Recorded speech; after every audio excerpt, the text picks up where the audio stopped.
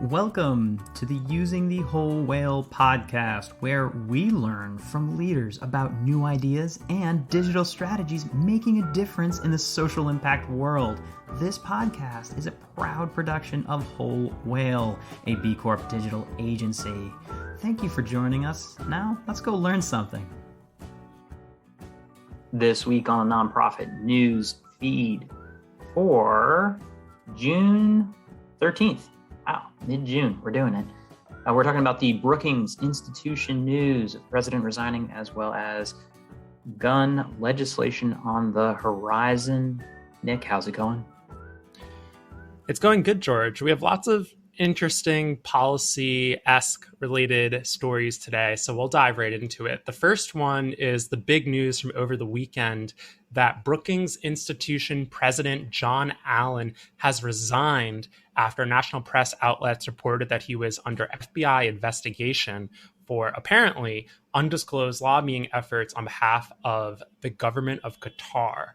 Now, Allen has denied through a spokesperson of any wrongdoing, but various news outlets reported that the FBI has filed legal paperwork indicating it's probing Allen into violations of FARA, which is the Foreign Agent Registration Act, which is the law that requires the registration of anyone conducting lobbying activities on behalf of foreign governments.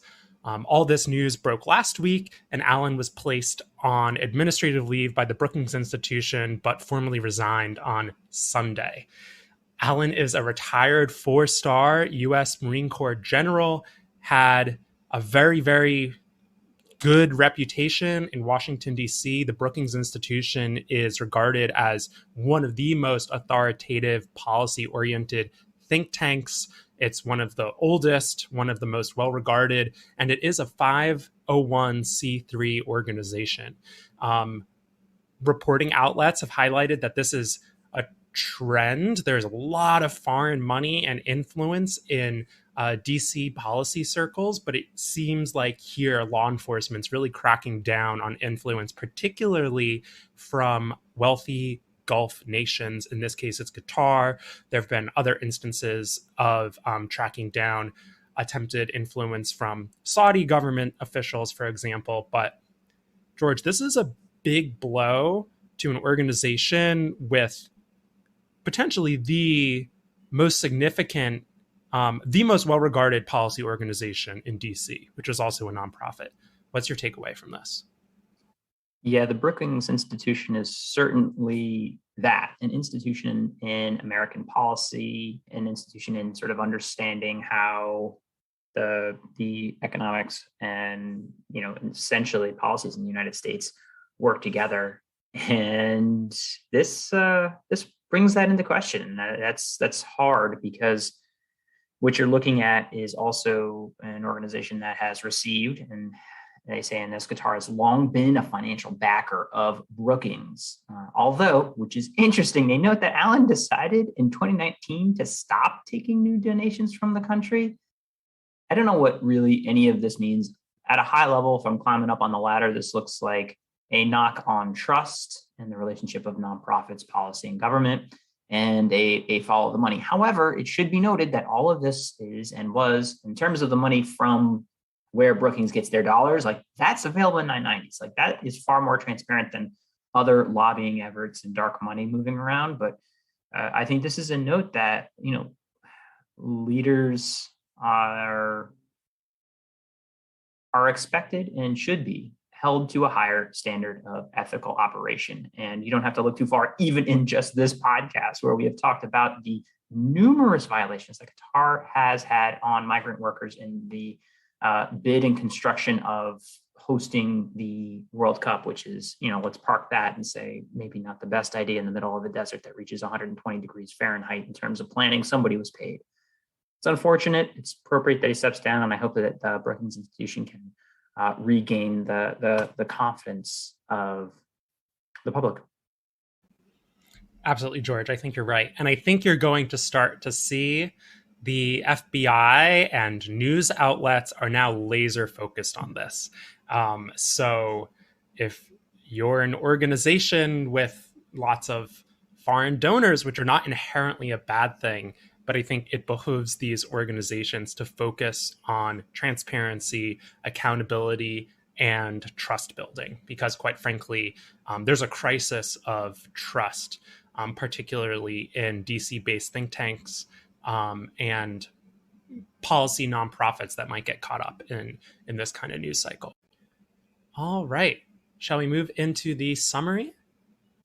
Yeah, what do we got? Great. So our first story comes from NPR, and it's the breaking news that a bipartisan group of senators have announced a deal for school safety and gun measures. The operative word in that title is senators. Congress has passed gun reform legislation numerous times over the past 10 years, but the Senate, in which you requires 60 votes for anything to happen, essentially, has repeatedly blocked it, been dead on arrival. However, in this case, it appears that a bipartisan group of senators comprised of 10 Democrats and 10 Republicans have arrived at a very measured and, I would say, kind of timid piece of legislation when it comes to tackling the gun violence epidemic in America. But it is something, and something is more than nothing. And it seems like it has a high likelihood of becoming law. It does a couple of things. It includes money to encourage states to pass and implement so-called red flag laws, which try to restrict gun access to people who may be prone to violence. It increases funds for school security and some other kind of measures. But gun activists are saying that it's something, certainly nowhere near what they want, or quite frankly, what's needed, to be honest. But an interesting development that the Senate actually may be poised to pass something. I think the something more than nothing really has to be called up and said even more so. Anyone calling this weak tea, we should throw it away. Like, weak tea is better than no tea. We've had no tea for 30 years. There's been no movement for 30 years. Millions of dollars have been thrown at gun advocacy groups, and there's been no tea. I'm thrilled with this weak tea. It's far more tea than I thought I'd have. I'm going to put some oat milk in it because I'm lactose intolerant. I may sweeten it up with other things, but tell you what, this is an amazing step forward because it is actually talking about what might pass rather than the grandstanding that is, I felt, happened for a long time on the left, and then the no standing on the right for allowing children to run around with assault rifles that they can buy on layaway. So sure, we're going to get an increased amount of money, I think, in mental health support. The truth is other countries have mental health problems as well, and on par with the US. However, we also have the gun problem. Remember, the gun problem is what we're here to do, but fine. Extra money for mental health is always certainly needed. There's also one here about, and this will, you'll see dovetail into another one of our stories that you're going to bring up, the boyfriend clause here and the domestic abusers that are actually going to be called out, that it is going to be protecting people suffering from domestic violence a lot more in terms of looking at closing this boyfriend loophole. That includes the dating partners and preventing convicted domestic abusers from buying a gun, which is very important because that's actually a lot of where shootings happen. It's not just our assault rifles. It is also our relationship health combined with ease of access to a firearm. So there are a lot of great parts inside of this bill. And again, 30 years, nothing. It's a shame that it takes this many mass shootings to get us there, but this is an exciting step forward and hopefully reinvigorates this potential and a framework for how you work with a left and right actually bipartisan bill. Yeah, George, I agree. And the article quotes a tweet from Chris Murphy, who's been one of the most vocal advocates of gun reform. Exactly, from Connecticut. He was, I think, the congressional representative for the district that had Sandy Hook Elementary School. This has been his number one issue for a decade. And he seems, at least publicly, to be thrilled with this. And yeah, I think we should acknowledge that this is potentially an important piece of legislation, like you said, particularly around gun access for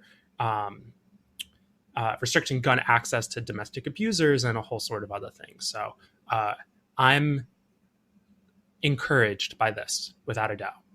This actually does take us into our next story, and this comes from cnet.com. This is a really interesting story, and I think highlights tech and the role that tech plays in society in an interesting way. And the title of the story is that a safety check is Apple's new iOS feature for people facing abusive relationships. So essentially what it is it's a feature on phones that for people who are victims of domestic violence, there's a safety feature called an emergency reset that allows them to essentially restrict access to passwords and other kind of location sharing, restricts access to people who may use their cell phone to stalk, harass, or abuse, essentially, victims of domestic violence. And I think that this is an important feature that can help people trying to leave abusive relationships to find some safety. And I'm always in support of tech that centers itself as being an integral part of our human lives and relationships, and seeking to minimize harm here. I think there's so many innovative ways that tech can do that, and I think this is just one of many examples. The two words that we're seeing again is incredibly important is abusive relationship. And here's a quote from a privacy engineer at Apple. Many people share passwords and access to their devices with a partner. However, in abusive relationships, this can threaten personal safety and make it harder for victims to get help. This is literally a feature developed for a very specific and I'd say pandemic-like problem in our country, as that it's clear is in the larger zeitgeist, is in policy and policy considerations at a government and corporate level. This is excellent. It is, I think, long oft look sort of, what stays in the home stays in the home. It's not our business how people get along in relationships. And in fact, it is. There are certain things that can be done to increase the safety of people in unsafe and abusive and violent relationships. Absolutely. I couldn't agree more. It's great to see it. All right. Our next story is from Forbes.com. And the headline here is that Jennifer Lopez has partnered with the microfinance nonprofit Grameen America to give Latina entrepreneurs a $14 billion capital boost. So Jennifer Lopez is Grameen's national ambassador and will mentor the organization's network of more than 150,000 women-run small businesses in Latino communities across America. I think this is awesome, right? Access to startup capital, microfinance capital can make the difference to help businesses get off the ground. And the goal of the project is to provide 600,000 Latina entrepreneurs with the $14 billion in loan capital and 6 million hours of financial literacy education by 2030, which is essential. I think the financial literacy component is huge. George, you're big on financial literacy here at Whole Whale, which is appreciated. This is awesome. Go J-Lo. Yeah, let's do it. I love it. Jenny from the block doing amazing things. I usually ignore the heck out of any celebrity, blah, blah, blah, for the most part. I'll just be honest, but that's a big number, 14 with a B, $billion, as well as 150,000. If I'm reading it right, 150,000 women-run small businesses in Latino communities across the country. If you want to talk about strengthening communities, you do it with financial empowerment. And Grameen has been around for a long time in the microfinance world, and it's good to see, especially right now. I think we have gone through a very brutal time for small businesses and a lot of shifts and the current market downturn, inflation hitting a lot of organizations and communities in different ways. To see this effort at this level and this moment is awesome. I love it. Absolutely. I couldn't agree more. So I did want to say I was thrilled. We had a conversation with Complexity of the Catholic Church and Roe v. Wade, the Catholics for Choice president. It was awesome. If you were listening to this podcast feed, it was really great. I also want to do a quick call out for our good old Whole Whale University. We have been upgrading and updating a lot of courses, over 40 different courses to help you with learning social impact issues such as, finding advertising benchmarks, Google ad grant management, content marketing. We also developed this really funny AI, artificial intelligence mission statement generator. That's right. You put in the name of your organization and what you do, and it's going to come up with different variations of mission statements for you that are short, concise, and hopefully poignant. And don't worry, the computers are not taking our jobs just yet. So take a look at that, wholewhale.com/university. All right, Nick, what kind of feel-goods do we have? All right. We have a feel-good story from KII. Do it. He couldn't do it. All right, George, we have a feel-good story from KIIITV.com. And this is about a coastal Bend nonprofit that offers summer programs for students with special needs. So the summer program at Choice Living Community aims for students to build on some of the skills they've already learned, as well as strengthening them. So this Texas nonprofit is known for their work with adults with disabilities, but has opened their doors for a summer program with middle and high school students in mind, and gives these students an opportunity to focus on social, vocational, and life skills while school is out. And I'm just a big fan of programs for folks with disabilities or students with special needs. I was a big Special Olympics was a big part of my life when I was a student, and programs like these can do a world of good for people with intellectual disabilities. So this is super awesome.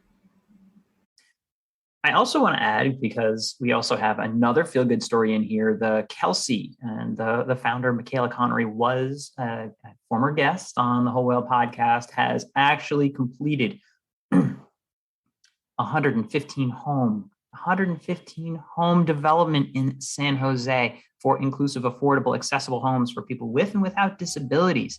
Just incredible. 115 homes in San Jose.